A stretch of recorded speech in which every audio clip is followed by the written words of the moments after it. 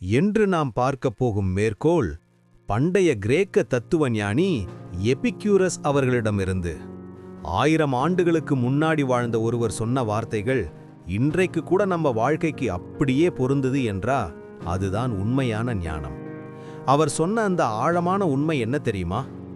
உன்னிடம் இல்லாததை ஆசைப்படுவதால் உன்னிடம் ஏற்கனவே இருப்பதை கெடுத்து விடாதே. இந்த ஒரு வரிய சாதாரணமா படிச்சு கடந்து போக முடியாது. ஏனன்னா இந்த ஒரு வரியில தான் நம்ம வாழ்க்கையின் பெரிய பிரச்சனையே ஒளிந்திருக்குது. நம்மில் பல பேர் என்ன செய்கிறோம்? காலை எழுந்ததும் மொபைல் எடுக்கிறோம், சோஷியல் மீடியா திறக்கிறோம். யாரோ வெளிநாட்டில் இருக்காங்க, யாரோ பெரிய கார்ல போறாங்க, யாரோ லக்ஸுரி லைஃப் வாழறாங்க. அதை பார்த்த உடனே நம்ம மனசு என்ன சொல்லுது? அவங்க வாழ்க்கை தான் நல்லது, நம்ம வாழ்க்கை எதுவுமே இல்லை. அப்போ என்ன நடக்குது தெரியுமா? நம்ம கையில் இருக்கிற சந்தோஷம், நம்ம வாழ்க்கையில் இருக்கிற நல்ல விஷயங்கள், நம்ம குடும்பம், நண்பர்கள் இவையெல்லாம் கண்ணுக்கு தெரியாம போயிடுது. நம்ம வாழ்க்கை இப்போ எப்படி இருக்கு?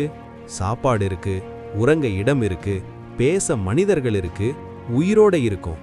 ஆனா மனசு மட்டும் சொல்லுது, இது போதாது, இன்னும் வேண்டும், அவங்க மாதிரி ஆகணும். இதுதான் எபிக்யூரஸ் எச்சரிக்கிற விஷயம். அவர் என்ன சொல்றாருன்னா, அதிக ஆசைதான் மன அமைதியை அழிக்கிற மிகப்பெரிய காரணம். பணம் வேண்டாம் என்று அவர் சொல்லலை, வாழ்க்கை முன்னேறக்கூடாது என்றும் சொல்லலை. ஆனா பணமே வாழ்க்கை இல்லை, செல்வமே சந்தோஷம் இல்லை என்கிற உண்மையை நமக்கு நினைவுபடுத்துகிறார். இப்போ கொஞ்சம் யோசிச்சு பாருங்க, நீங்க கடைசியாக மனதார சந்தோஷமா இருந்த நேரம் எது? நண்பர்களோட சிரிச்ச நேரமா? குடும்பத்தோட சாப்பிட்ட நேரமா? மனசு லைட்டா இருந்த ஒரு நாளா? அந்த சந்தோஷத்துக்கு பெரிய பணம் தேவைப்பட்டதா? இல்லையே. அதனால்தான் எபிக்யூரஸ் சொல்றார், மன அமைதியும் உண்மையான சந்தோஷமும் பெரிய செல்வத்துல இல்ல. அது எங்க இருக்கு தெரியுமா? நல்ல நட்பு, ஆரோக்கியமான உடல், எளிய வாழ்க்கை, மன நிறைவு, இதுலதான். நம்ம பிரச்சனை என்னன்னா, இன்னும் கிடைக்காதத தொடர்ந்து சேஸ் பண்ணிக்கிட்டே இருக்கோம். அந்த ஜாப் வந்தா சந்தோஷம், இந்த இன்கம் வந்தா லைஃப் செட், அந்த வீடு வந்தா எல்லாம் சரி. ஆனா அது வந்த பிறகும் மனசு என்ன சொல்லுது? இன்னும் வேண்டும், இதுக்கு முடிவே இல்லை. அதனால்தான் அவர் சொல்லும் மிக முக்கியமான அறிவுரை, உன்னிடம் இருப்பதை மதிக்க கற்றுக்கொள். இது சின்ன வார்த்தையா தோன்றலாம், ஆனா வாழ்க்கையை மாற்றும் வார்த்தை. நன்றி உணர்வு இல்லாத வாழ்க்கை எவ்வளவு பெரியதாக இருந்தாலும் அது வெறுமைதான்.